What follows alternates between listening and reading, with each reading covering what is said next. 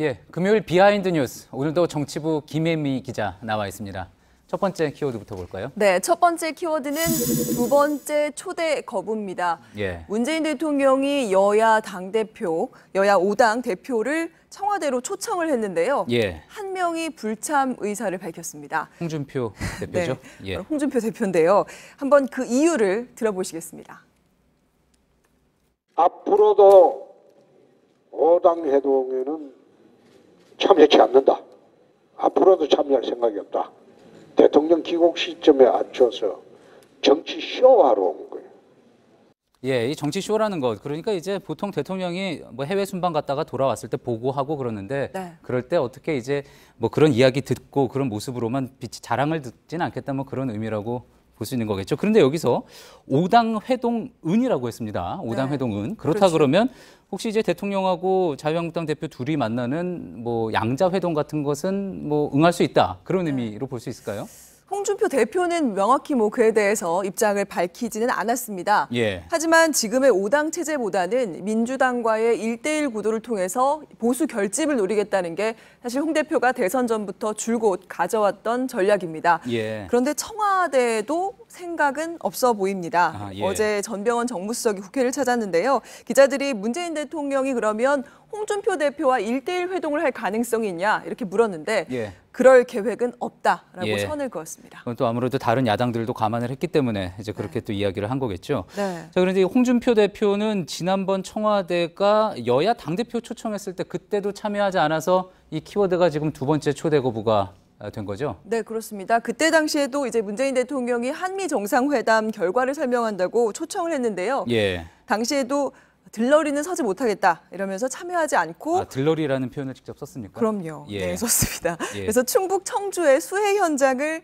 찾았습니다. 그런데 예. 그날 기억을 하시겠지만 이렇게 장화 의전을 선보였다가 오히려 비난을 받기도 했습니다. 그러니까 이제 스스로 장화를 신지 않고 관계자가 대신 신어- 신겨준다. 네, 그렇습니다. 예. 그래서 청와대는 일단 이제 홍준표 대표가 이렇게 얘기를 한 만큼 계속 그래도 참석을 설득하겠다는 입장인데요. 예. 홍 대표가 쉽게 응할 것으로 보이진 않고요. 그래서 이번에도 홍 대표 빼고 회동이 이루어질 가능성이 커 보입니다. 예, 그렇군요. 바로 얼마 전만 해도 이제 국회에서는 대통령을 보겠다고 했는데도 보지 못해서 또 아쉬운 소리가 나왔었는데 이제는 또 만나자고 청와대에서 만나자고 해도 또 가지 않는 또 네. 이런 식으로 정치 환경이 굉장히 또 급변하는 그런 모습인 것 같습니다. 자, 예, 그렇습니다. 다음 키워드 한번 볼까요? 네, 다음 키워드는 정의당 결별 선언입니다. 예. 물음표입니다. 사드 배치를 계기로 해서 문재인 정부에 대한 정의당의 칼날이 사뭇 날카로워졌습니다. 오늘 정의당이요 국방부를 찾아서 사드 임시 배치에 대해서 강하게 항의를 했는데요. 확인하시죠. 예.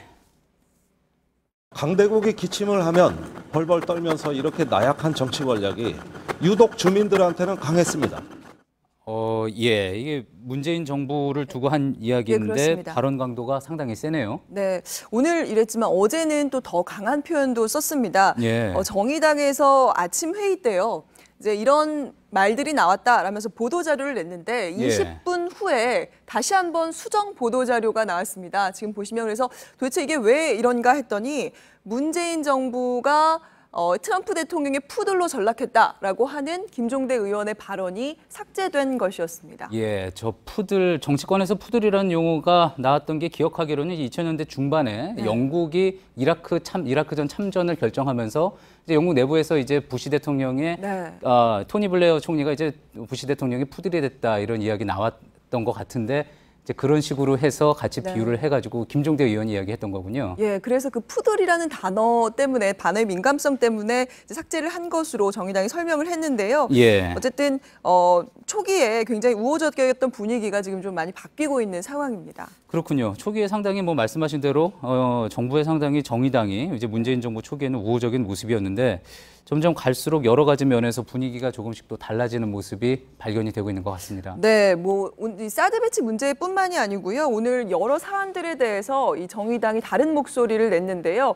우선 이정미 대표 오늘 부산을 찾아서요. 예. 신고리 5,6호기 건설 중단 발표에 대해서 그걸 다시 공론화위원회에 문재인 정부가 넘긴 건 공약 뒤집기다. 예. 이런 표현을 했고요. 그리고 노회찬 정의당 대표는 이 박성진 중소벤처기업부 후보자를 다시 한번 공격했습니다. 라디오 한번 들어보시죠. 예.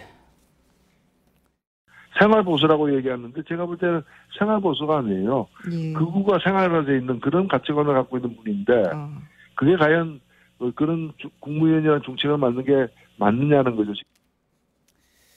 예, 알겠습니다. 여기까지 듣겠습니다. 비하인드 뉴스 김혜미 기자였습니다.